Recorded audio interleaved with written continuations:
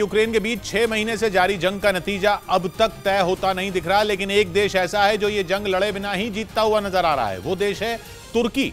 इस युद्ध ने पहले दिन से ही तुर्की के वारे नारे कर दिए हैं। अक्सर यह कहा जाता है कि जंग बस बर्बादी लाती है, उसमें विजेता कोई नहीं होता, लेकिन रक्षा विशेषज्ञों का मानना है कि तुर्की ने इस कहावत को गलत साबित कर दिया है।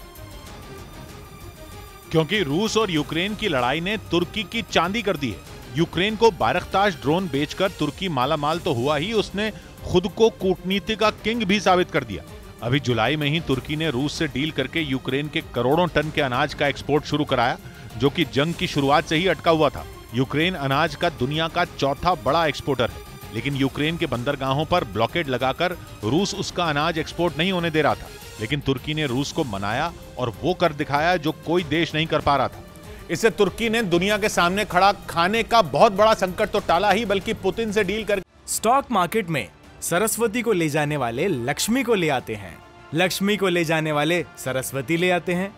आपको सरस्वती चाहिए तो फ्रीडम ऐप को अभी डाउनलोड कीजिए। खुद को पावर ब्रोकर भी साबित कर दिया, लेकिन तुर्की का प्लान यहीं पर खत्म नहीं होता, वो इससे कहीं आगे का है। डिफेंस एक्सपर्ट्स का कहना है कि युद्ध के इस खेल में तुर्की के पास एक नहीं बल्कि कई ट्रम्प कार्ड हैं, जिन्हें वो अपना उल्लू सीधा करने के लिए चल सकता है।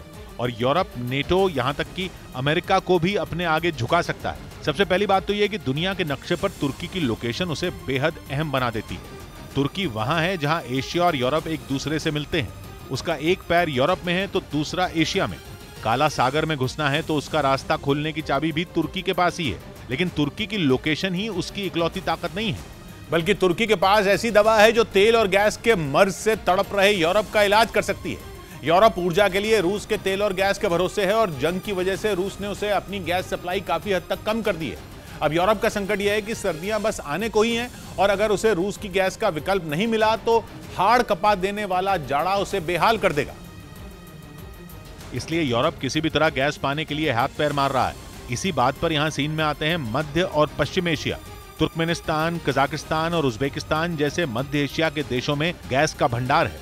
कतर, इजराइल और ईरान जैसे पश्चिम एशिया के देशों के पास भी काफी गैस है। अब अगर यूरोप को इन देशों से गैस चाहिए तो तुर्की की मदद लिए बिना काम नहीं बनेगा, क्योंकि इन देशों से जो गैस पाइपलाइनें गुजरेंगी उन्हें तुर्की से होते हुए ही जाना होगा। क्योंकि बात वही है कि तुर्की एशिया और यूरोप के बीच में है, उन्हें आपस में जोड़ने वाली कड़ी है। यानी तुर्की गैस ट्रांजिट हब बन सकता है और यूरोप को गैस दिला सकता है। इसलिए यूरोप चाहकर भी तुर्की को नाराज नहीं कर सकता। तभी तो रूस से गैस खरीदनी जारी रखने के बावजूद यूरोपियन यूनियन तुर्की का कुछ नहीं बिगाड़ पाया। यहां तक कि जुलाई और अगस्त में तुर्की के राष्ट्रपति ने 2 बार पुतिन से मुलाकात भी की, तब भी यूरोप कुछ नहीं कर पाया। हालांकि अगर इन पैतरों से भी बात नहीं बनी तो तुर्की के पास एक और हथियार है, और वो हथियार है शरणार्थी। यूरोप में बसने का सपना लिए जो लाखों शरणार्थी अफ्रीका और एशिया से भागते हैं, उन्हें भी तुर्की से ही होकर यूरोप पहुंचना पड़ता है। लेकिन यूरोपियन यूनियन से हुई रेफ्यूजी डील के तहत तुर्की अपने यहाँ ही उन शरणार्थियों को पनाह दे देता है और उन्हें यूरोप में बढ़ने नहीं देता।